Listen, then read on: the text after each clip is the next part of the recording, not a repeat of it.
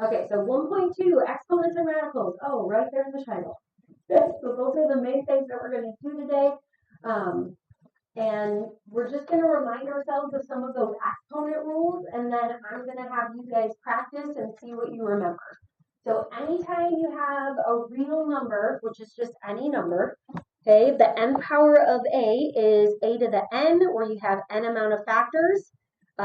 We have a is the base, and then n is going to be the exponent. So I want you guys to write down what's the difference between -3 to the 4th and -3 to the 4th. Okay, you don't have to explain with words. You guys can write that out. You can explain mathematically what each of those means. If all you can do is tell me the difference in the two answers, that's fine.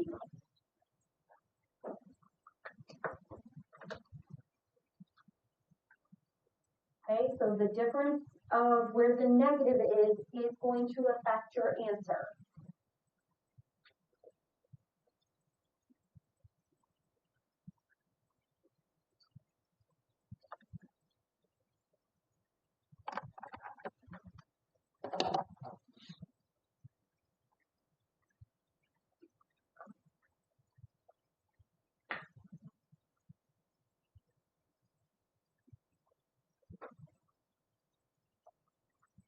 Okay, so when the negative is inside, when you are multiplying, the negative is going to go with it.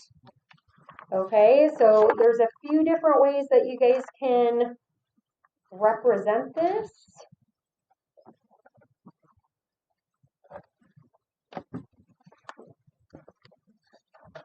Okay, so what I showed is if you have the negative, it's this, right? You're multiplying all those together.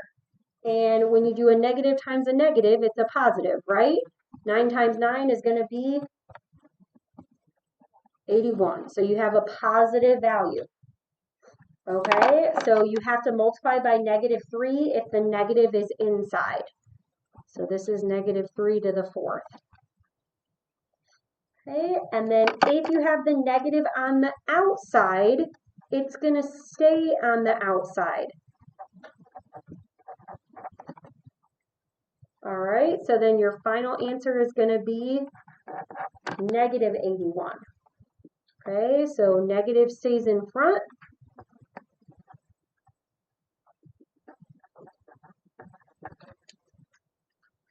Versus the negative gets multiplied.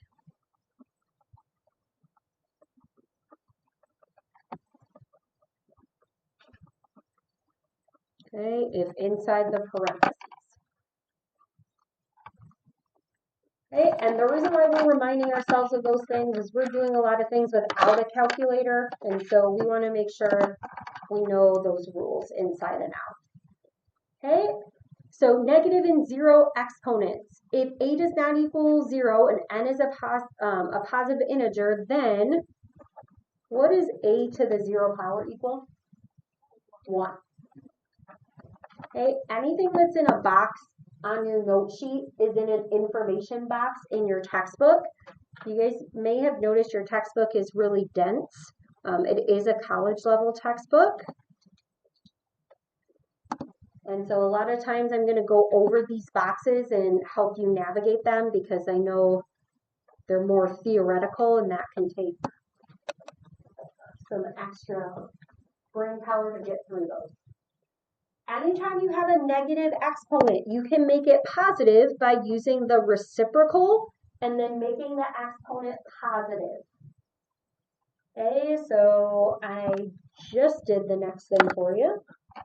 Anytime you have a negative exponent, you can use the reciprocal and make the exponent positive.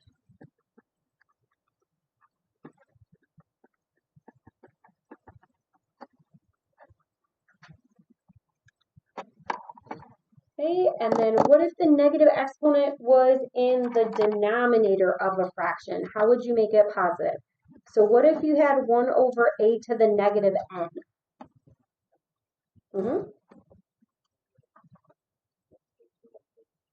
Yep, you would just take the reciprocal of this, which would just be a to the n. Okay, and if there was a fraction, right, this would move to the top and you'd still have a denominator in there. Okay, so you're going to move the term to the numerator and change to a positive.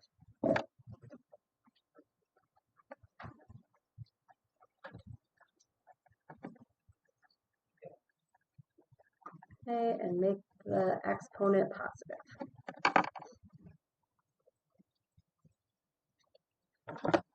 Okay, so I am going to let you guys try these on your own, and if you want to work with your row on this, that is fine. There is no shame in saying, I completely forgot how to do this. Will you help me get started? Okay, I know we gotta knock some of the dust off. And then just so you know, my z's will always have a line through them so that you don't confuse it with a 2. Okay, so this is x to the 4th, y to the negative 6, z to the negative 5th.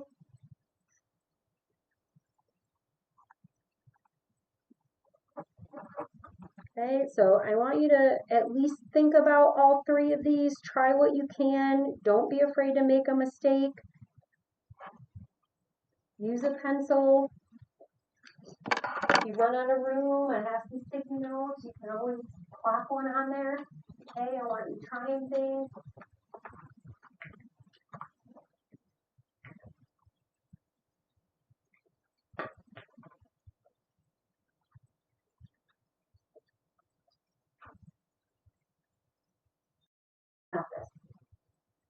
Okay, so if you're doing x squared times x to the negative 6, yeah, Harrison?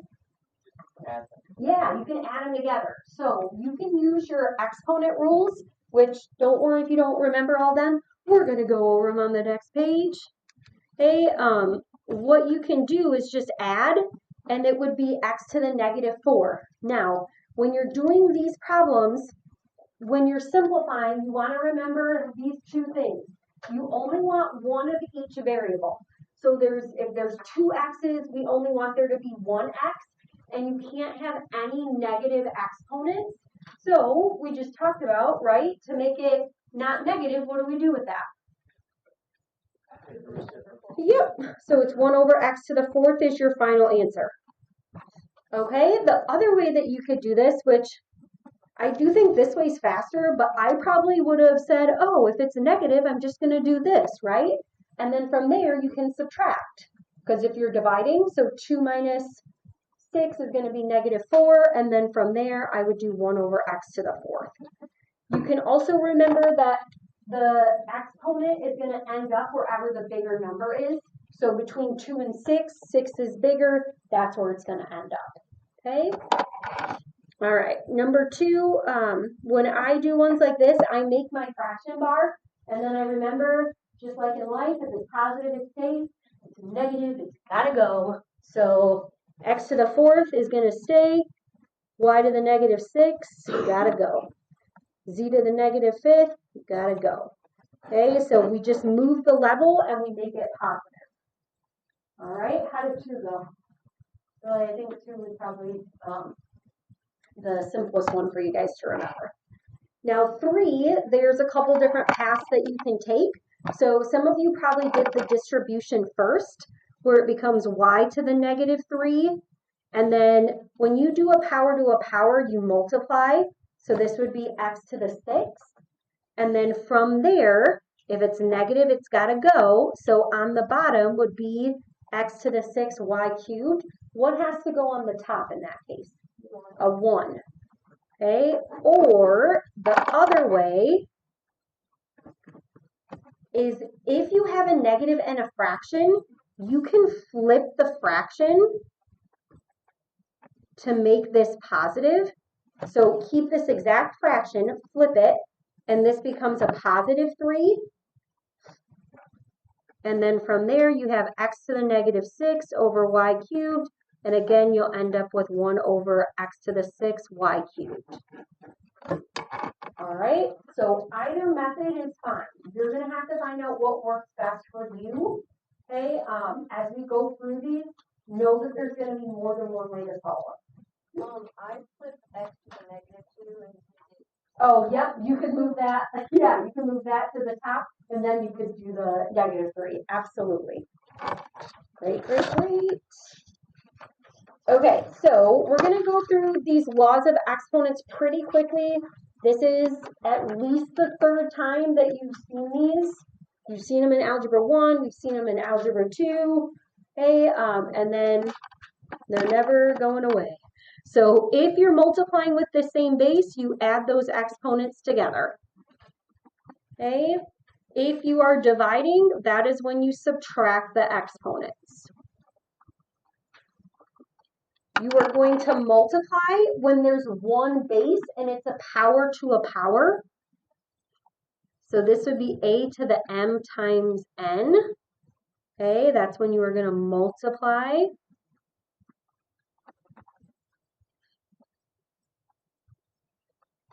If you have values inside of parentheses, you are going to distribute.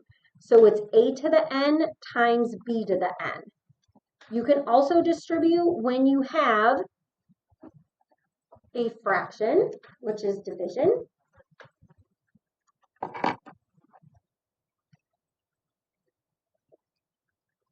Okay, when you have a negative exponent and you have a fraction, it says invert the fraction. That just means you're going to make it the reciprocal.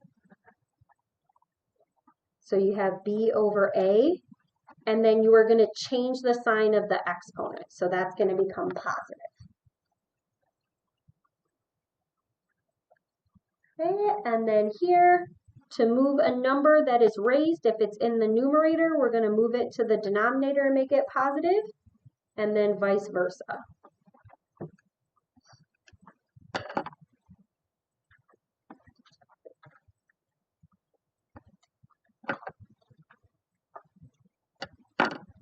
Okay, so again, there's a reminder, different methods are going to lead you to the same result, and you can use those in whichever order you want. Okay, I will show you what works the best for me. I'm somebody that does not like to do too many steps at one time because I can be prone to some of those careless mistakes. And so I'm going to show you the way that helps me make the least amount of mistakes.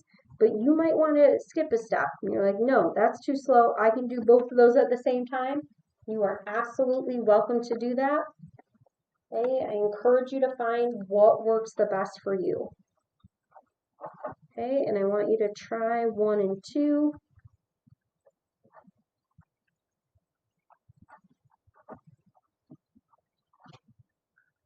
Okay, and trying it might not look like finishing the problem. I'm actually going to help you with 2, so maybe just start number 2. And let's see how far we can go with number 1.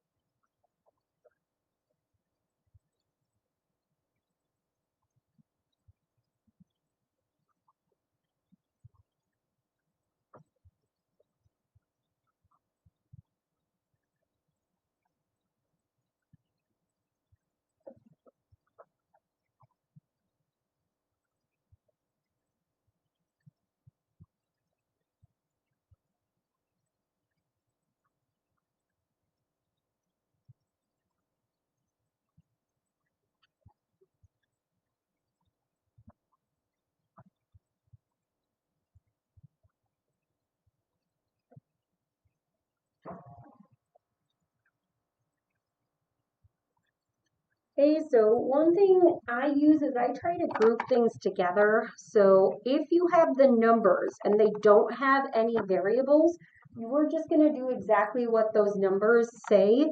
So this is 8 divided by 2, which is going to give you what?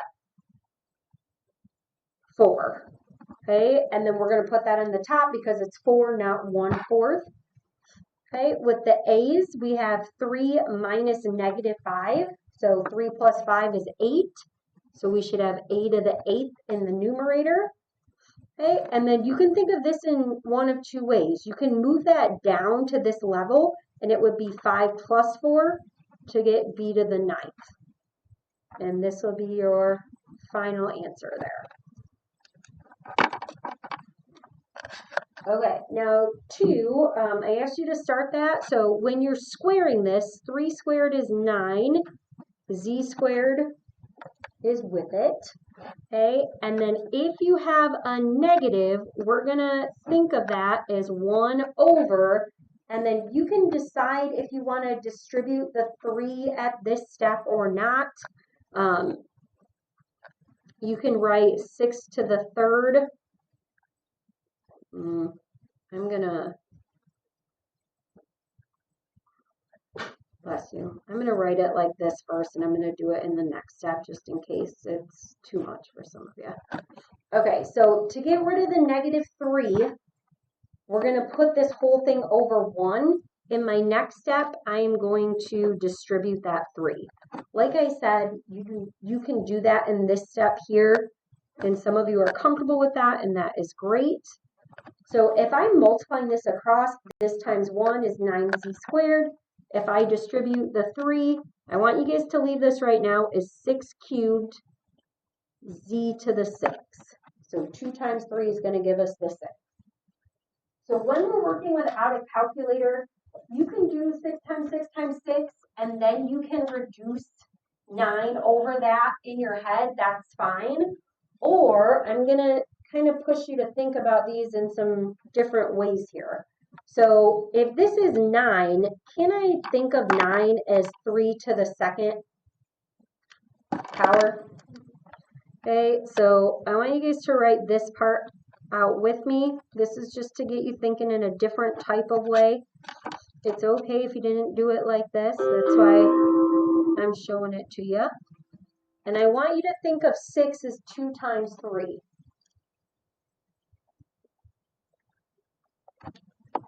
Okay, and after you get that written down, I want you to think about how that's going to help you simplify this without having to multiply and reduce big numbers. Okay, why am I showing you how to do this? How is that going to be helpful? And if you can reduce it from there, go ahead and do that.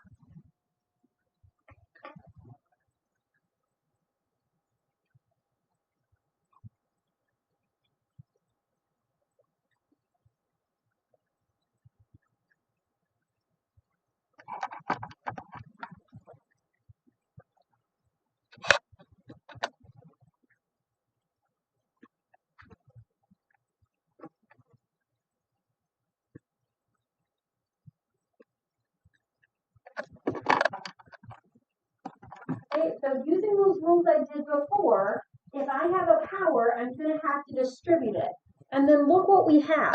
Here we have 3 squared. Here we have 3 cubed. So what's going to be happening with these values? They're going to cancel, right? So 3 times 3, I have a 3 canceling out with a 3. This 3 canceling out with this 3. And now on the top, I am left with z squared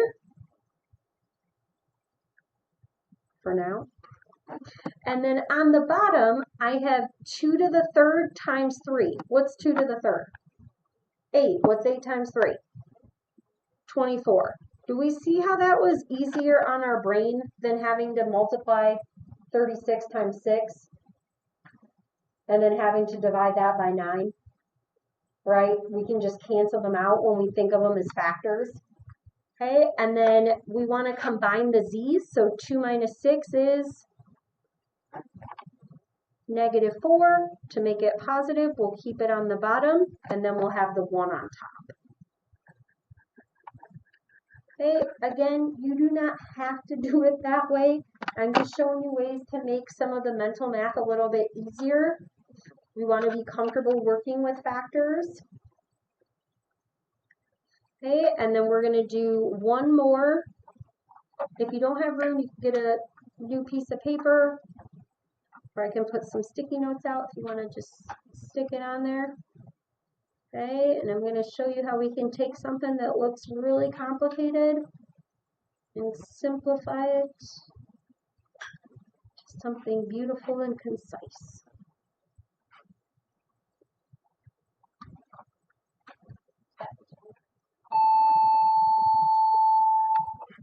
Give me one second. Okay, so in the first parenthesis, we have 4y to the third. This is z to the power of 2/3 over x to the 1/2. And that is being multiplied by x to the -3, y to the 6th, over 8z to the 4th, all to the power of 1/3. Okay, so all of that is one problem. Those monsters. What we're going to do is we're just going to focus on one bracket at a time. Oh, I'm missing something.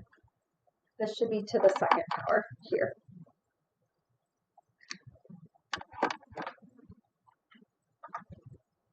Okay, so what I want you to do is I want you to just simplify what's in this parenthesis first underneath, and then do the same thing with the second one. Okay, so we're just going to simplify each parenthesis separately. Do that, and we'll finish it together, okay?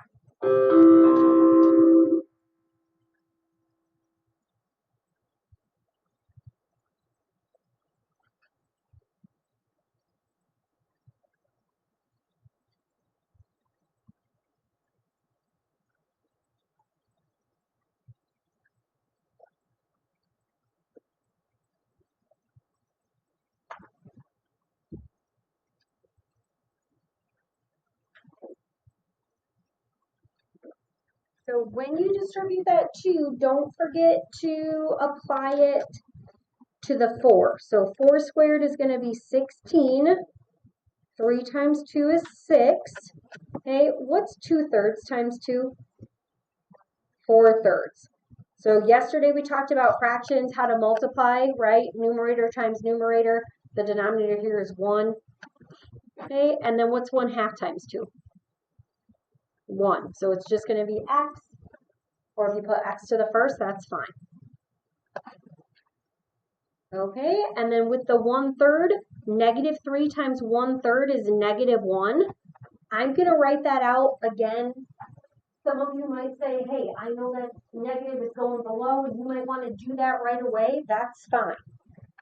Okay, 6 times 1/3 is y squared. And then 8 to the 1/3. Do you guys remember what this means? It's the cube root. And what's the cube root of 8? 2. Okay, so we are going to change that to a 2. Okay, and then 4 times 1/3 is 4/3. So you have z to the 4/3 in the denominator here and in the numerator here. So they can, what can happen with those? Those are going to cancel. They divide to make 1, so they're going to cancel out. Okay, and then I'm going to give you a minute to finish so you guys can check your answer with me.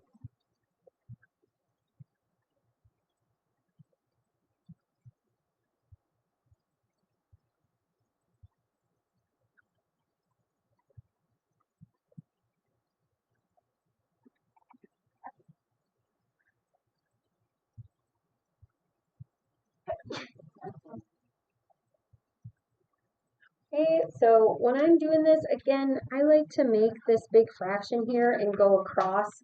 So I would do 16 and then y6 times y2. You can put them both there, or if you want to make that into a y to the 8th right away, you can do that.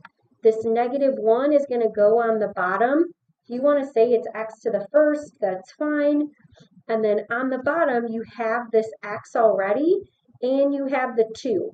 I like to put the numbers in front so I don't miss them when I have to simplify. So 16 divided by 2 is 8. So if it's 8, it goes on the top. And then I have y to the 8th, and next to it, x to the 1st times x to the 1st would be x to the 2nd. Okay, so this should be your final answer. 8y to the 8th over x squared.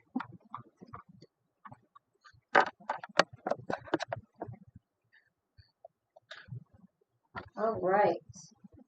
Our next information box is about scientific notation. When you have scientific notation, it will be written as some value times 10 to the nth power. And this is where that value of a is in between. Do you guys know what numbers it's in between? No? So it has to be greater than equal to 1 and then less than 10. Because once you get to 10, you'd move the decimal back and it will become 1.0. Okay, and then n is an integer. So any positive or negative whole number. So when you guys are doing that on the calculator, do you remember what letter you have to look for? Because when they have times 10 to the -6, it doesn't show like that on your calculator. What does it show? The e. Do you guys remember that? It'll say e to the -6. Sometimes people will write something down and they'll write it's 1.56. But remember, if it's e to the -6, you have zeros in front of there. Okay, so we just want to keep that in mind as we are rounding. All right. We're going to keep on keeping on, and we're going to start our radical talk. So we're going to fill in the box on the right. I'm just going to give it to you. We're going to get the book out for that. Okay, so on page 17 in the blue box, it says the square root of a equals b, means b squared equals a. It also stipulates that b has to be greater than or equal to 0. So we know that this can convert to b squared equals a because to solve you would square each side. Okay, but you have to have a positive value if you are taking the square root of a positive value. So why is b greater than or equal to 0 for this case? The square root of a positive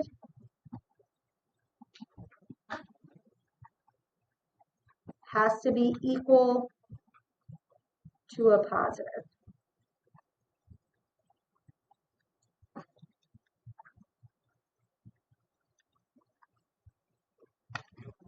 Okay, and I know that that specifies the square root, but that's really true for every what type of root.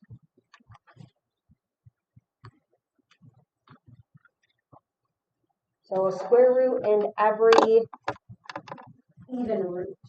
Okay, if it's an odd root, then it doesn't have to be positive because you can take the odd root of a negative value. So when you are doing the square root, okay, this symbol means the positive square root.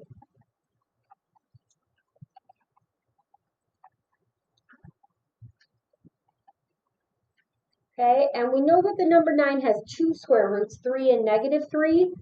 This notation is reserved for the positive value. Sometimes you'll hear it referred to as the principal square root. If we want the negative, then we write it as -√9. Okay, we are going to be using the plus or minus, but that's only when you are solving.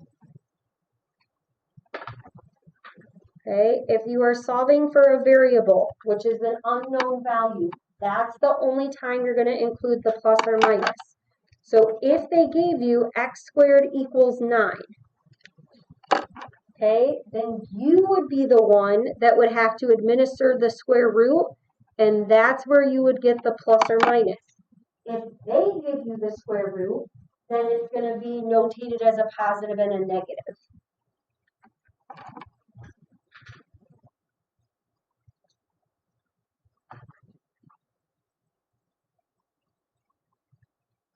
Okay, and then the nth root. So we can take different roots of different values.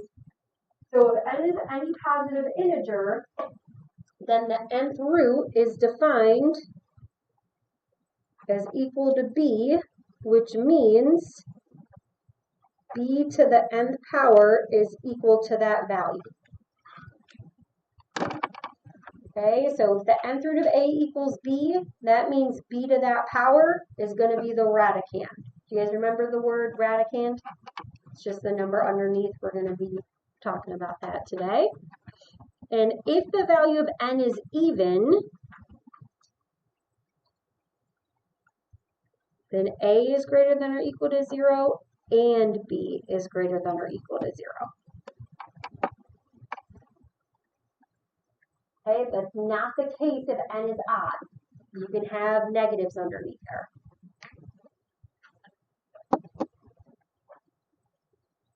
Okay, so if n is even, why must we have those be positive?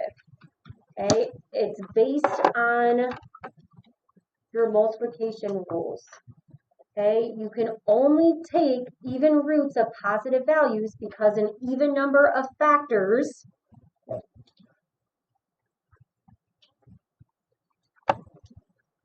I'm going to try to shorthand this. An even number of factors always results in a positive value.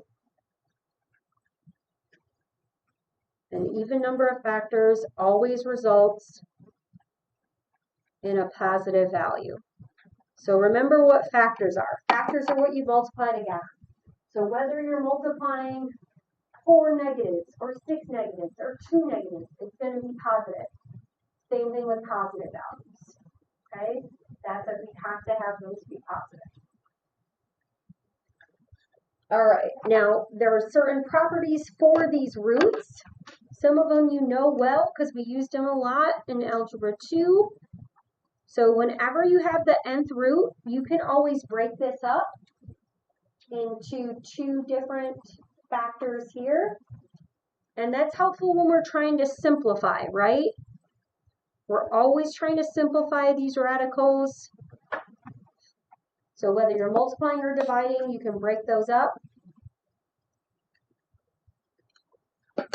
Okay, so that is something that we talked about previously. I don't know why I wrote that so small. I'm sorry. So this is the cube root of -8 times 27. It's all in one radical. And I want you to simplify it using this rule. And then I want you to do the same thing with this one.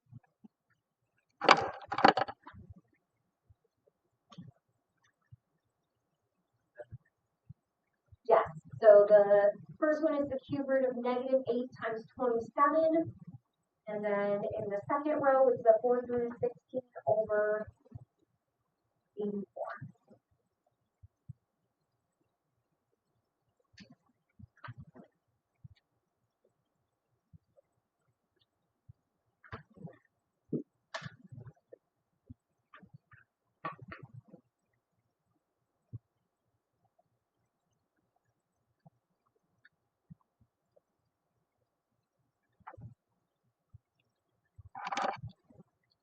Okay, so when you break those apart, what's the cube root of -8?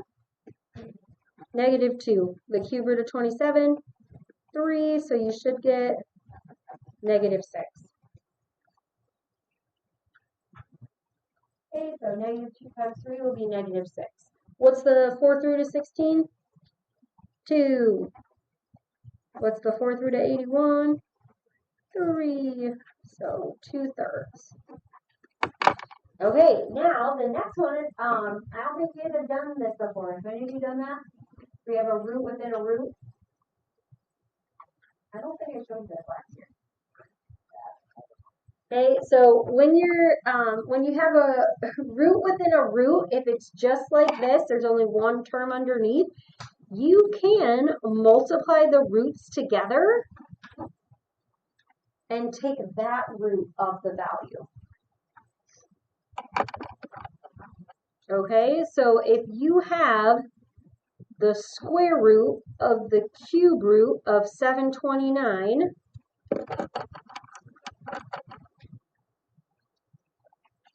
okay, we can see this is a 3. What number is out here? 2. So 2 times 3, 6, and we have to do the 6th root of 729, which I don't know off the top of my head. So I would just start with 2. What's 2 to the 6th power? I know 2 to the 5th off the top of my head is 32, so 32 times 2, 64. Okay, so let's do 3 to the 6th. Okay, so I know 3 to the 4th is 81, so 81 times 3. Yep, 3, 24. So multiply that by 3. 3 times 3, 9, 12, carry the 1. Winner, winner, chicken dinner. So what is that going to be? 3. Okay, so this is the 6th root of 3 to the 6th. So what's happening there is those are canceling out and your answer is going to be 3.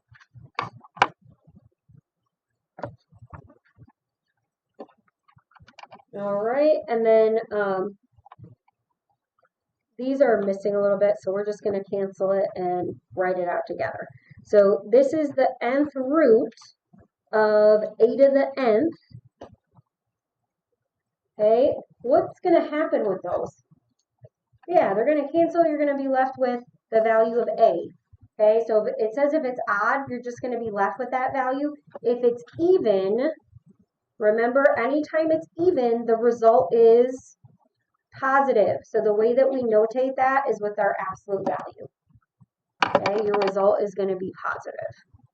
Okay, and we want to make sure that we can notate between those, because if you have the cube root, if it's odd, you can just think of it as, oh yeah, they cancel, right? So that's just going to be -5. Okay, or even if it was a whole number, right? Those would just cancel. You would get 2. Okay, not a problem. But if it's even, if you have the 4th root of -3 to the 4th, you can't just cancel it out. You have to use the absolute value. Okay, so the absolute value of -3 is 3. So that's going to be your final answer. Okay, the reason why is because -3 to the 4th power is what? Yep, it's positive 81. So the 4th root of 81 is 3. Okay, so that's why it checks out. All right, I'm gonna let you try A and B, and then we'll go over it together. But I want you to look at it. If all you can do is look at it and think about it and say, hey, I think this comes out here, and do one part of it, great.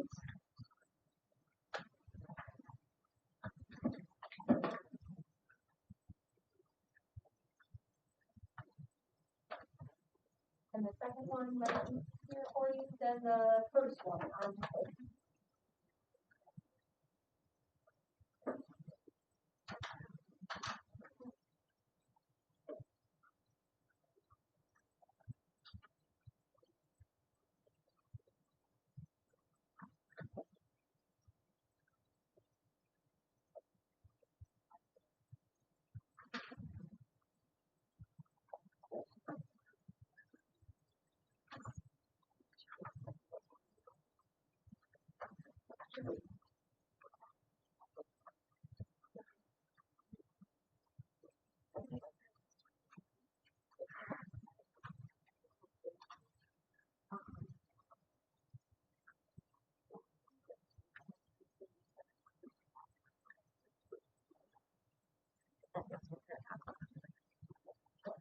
Okay, how many of you were able to do B? Okay, I think B is a little bit easier because you have all of these roots that work out evenly. So if you do the fourth root, if you think of this as the fourth root of 81 times the fourth root of x to the 8 times the fourth root of y to the fourth, that might help you out a little bit. So anytime there's like a 4 and a 4, we know that those cancel. So we know the fourth root of y to the fourth is just what? Y. And then the fourth root of 81 is 3. Okay, now for this one, 4 goes into 8 how many times? 2. So what comes out is x squared. So your final answer is just 3x squared y. And sorry, for 81, I just said 3. It's okay if you don't know that that's a 3. The way that you can get there is doing a factor tree. So we know 81 is 9 times 9. We know 9 is 3 times 3. So this breaks down to 3 to the 4th power, right? So this is like the 4th root of 3 to the 4th, which is going to be 3. So then we're multiplying all those together. Okay?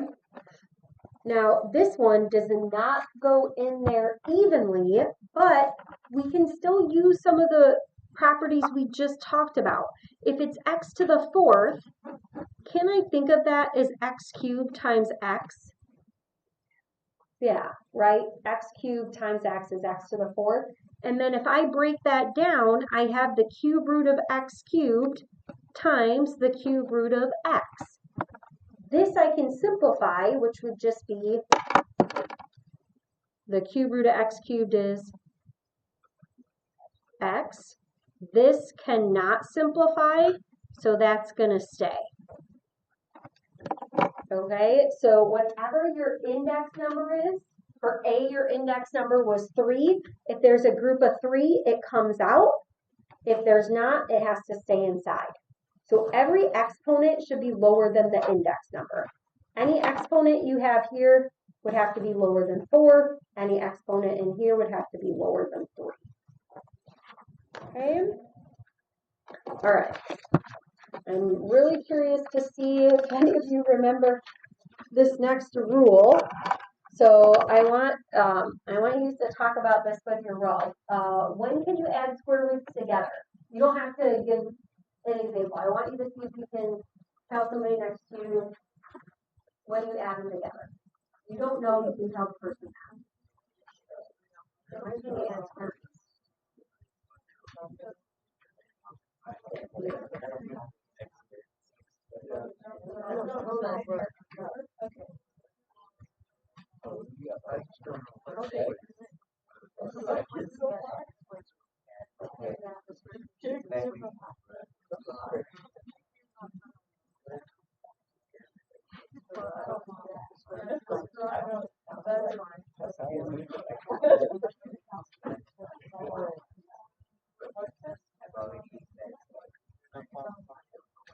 Okay, so we can add square roots together sometimes, not all the time, right? So if I had like the square root of 5 plus the square root of 2, could I add those together? No. I could add the square root of 5 to what? Yeah, I could add it to itself. Why? Okay, so they have the same number underneath, the same radicand, and they have to also have the same index number. Yeah, they have to be the same root, right? So if this was a square root and this was a cube root, I couldn't do that. You can only add them if they have the same root and the same radicand. Okay, so when they have the same root and same radicand. And don't feel bad if you did not remember that. Most people today did not remember that. Okay, so we're going to do a couple examples. First one is 4 root 2 plus 10 root 2. And the next one is the cube root of 16 plus the cube root of 2. Okay, so give those a go for me.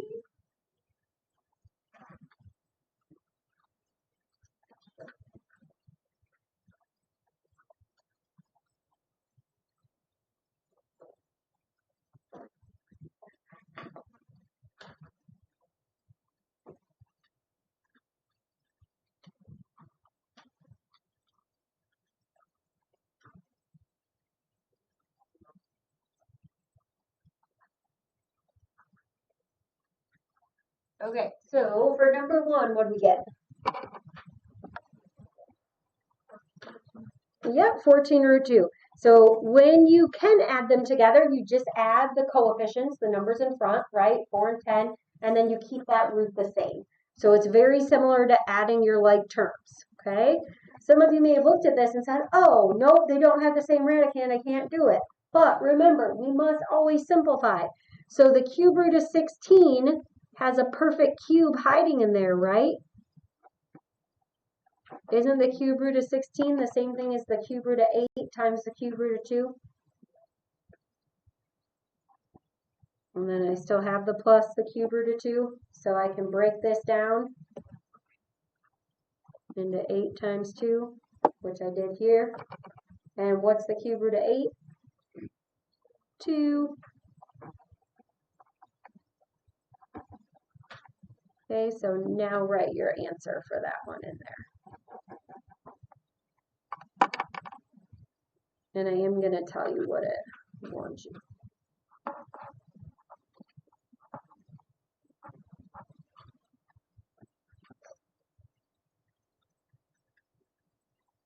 Okay, so again, you add the numbers in front. So I'm adding 2. What number's in front here? A 1. Okay, so this would be 3 cube root of 2. Okay, so same root, same radicand, make sure that they're simplified. Okay, now the book tells you to not split up. If you have addition, you cannot make them separate. People want to do that because the multiplication, but no, don't do it. The way I always prove this to people when they try to do it is with this simple example. If this was true, that means if I were to do the square root of 16 plus 9, that should be equal to the square root of 16 plus the square root of 9. What is 16 plus 9? 25. So that means the square root of 25 would have to equal 4 plus 3. The square root of 25 is 5, which means it is not 7, so that is not true.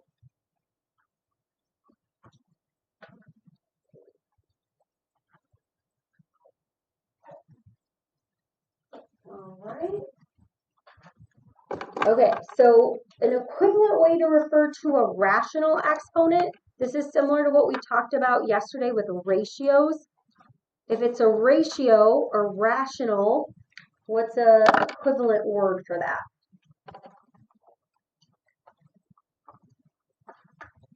Ratio is a fraction. Okay, so some of you might remember that when you have a to the 1 over n, that is the same thing as taking the nth root of that value.